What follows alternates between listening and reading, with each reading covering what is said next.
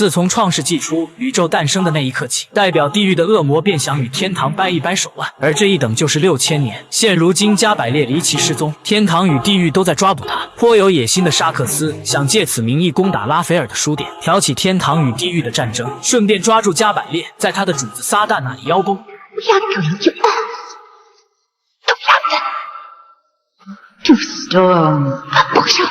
夜晚大街空无一人，大量恶魔突然闯入地球，难道是在拍摄群尸王过界吗？书店内部正举行 LGBT 的社交聚会，拉斐尔更是玩嗨了，明知威胁向他逼近，却满不在乎，因为他自信的觉得书店就好比天堂驻地球的大使馆，这些小场面完全可以掌握。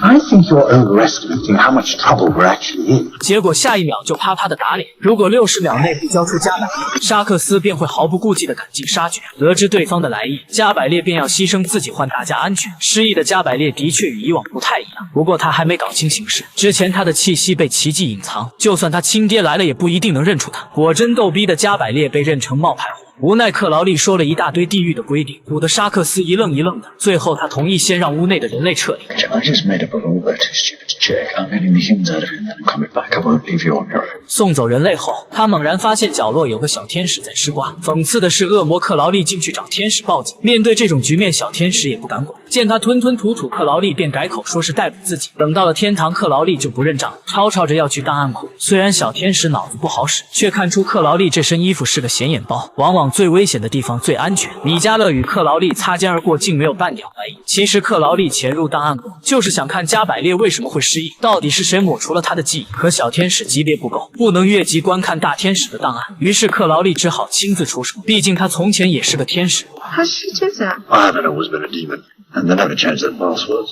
随着档案打开，克劳利也被惊掉下马。众天堂全票赞同与地狱再次开战，地点依旧是在地球，但大天使加百列却极力反对。第一季中加百列明明也是主张开战的呀，现在又为什么会不同意呢？没办法，其他天使请来上帝的代言人，结果他也是个好战分子，并且他将加百列降为最低的38阶小天使，甚至还要抹去他的记忆。听到这些，加百列突然想尿尿，等他再次出现，便一丝不挂的拿着个纸箱。之前他去找拉斐尔就是穿的这身行头，不过克劳利却看到加百列临走前在纸箱底部写下了一行字，还掉了一个火柴盒。克劳利很好奇他究竟写了什么。很快米迦勒失去耐心，要利用生命之书远程抹去加百列的记忆，却发现先一步被人抹除了，加百列也失踪了。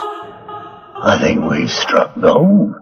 而地球这边，恶魔已经开始踏入书店。拉斐尔果断开启法阵警告对方，前面的恶魔胆怯了，要当逃兵，没想到被沙克斯嫌弃的一招给秒了，退路被切断，只能硬着头皮前进。但凡是进入法阵的人都无一例外的被肢解，头上特大号的吸尘器逐一榨干他们黢黑的灵魂。不过恶魔也不会就这么简单，其实前面送人头的是杨公，真正的目的是从后包抄。不巧的是后面没有事先布置法阵，危机时刻只能用书充当武器，这可把拉斐尔心疼坏了。要知道这些书可是他的宝贝，很多都是原作者的手抄版。气急了的拉斐尔准备放大招，势必要团灭所有恶魔，慢慢取出自己的天使光环扔向楼下。天堂与地狱有个不成文的规定，天使一旦使用光环，就意味着天堂向地狱正式宣战。